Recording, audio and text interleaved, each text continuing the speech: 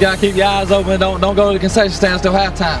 Williams. Go to Jason Williams. Bullet pass inside power. Everybody thinks they understand Jason Williams. They don't. Because what if I told you the thing that got him benched, criticized, and labeled reckless is the exact reason he would dominate the NBA today? Not just survive, not fit in, dominate. And the craziest part, it's not his passing. It's something nobody was tracking back then, his hidden speed.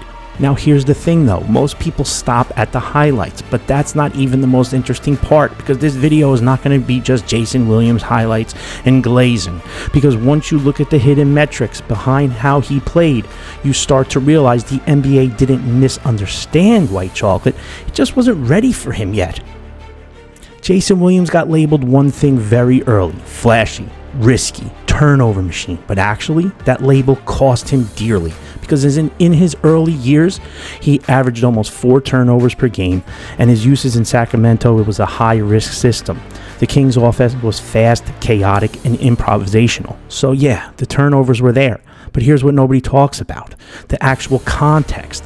Some people see turnovers and stop there, but actually turnovers don't tell you if someone is reckless. They tell you if someone is trying something nobody else sees.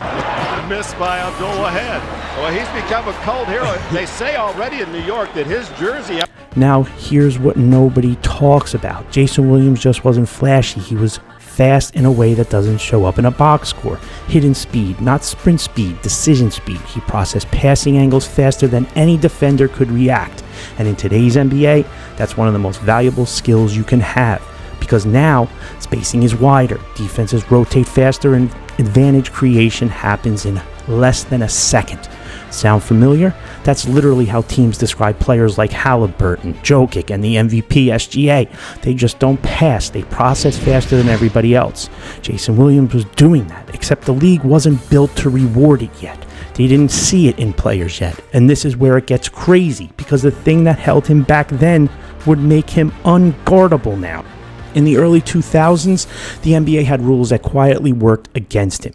Slower pace, less spacing, more physical hand checking down low, fewer shooters on the floor. Nothing was spread out. Everything was boxed in.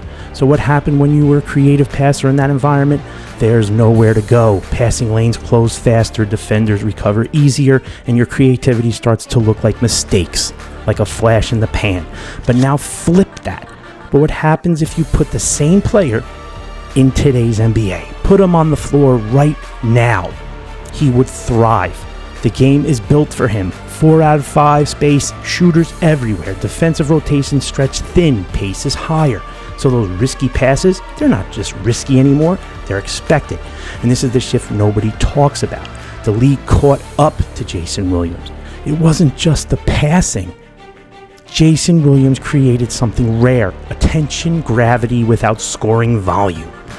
Yes, I know that's a lot. Attention, gravity without scoring volume. Now think about it. He didn't average 25. He didn't need to. But defenders watched him like he did, because they knew at any second he could break the structure down of the defense. And that forced early rotations, hesitation, defensive confusion.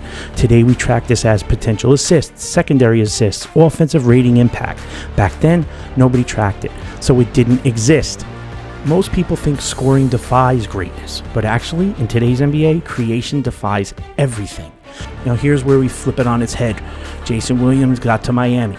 Lower turnovers, more control, a championship system, franchise players, cornerstones. And in 2006, he was the starting point guard on the title team, played next to Dwayne Wade, and adjusted his style. So people say, see, he had to tone it down. But actually, he didn't lose his skill. He just played in a system that didn't need it. Think about players like Luka and LaMelo. They throw passes that look insane, but we don't call them reckless anymore. We call them special. So the question isn't, was Jason Williams too flashy? The real question is, were we just watching him the wrong way? Because White Chocolate wasn't a mistake. He wasn't inefficient. He wasn't reckless. He was just early. Early to read based offense, advantage creation, unpredictable passing, and in today's NBA, those aren't weaknesses, they're superpowers. So the next time you see Jason Williams in a highlight reel, don't just see the flash, see the timing, see the processing, see the hidden speed, because turns out the players everyone thought was chaotic was actually one of the most controlled creators we've ever seen. If you're starting to see the game a little differently now, that's exactly what this channel does, because the truth is, some players weren't overrated, they were just misunderstood. Don't forget to like and subscribe, and thanks for joining us back in the lab.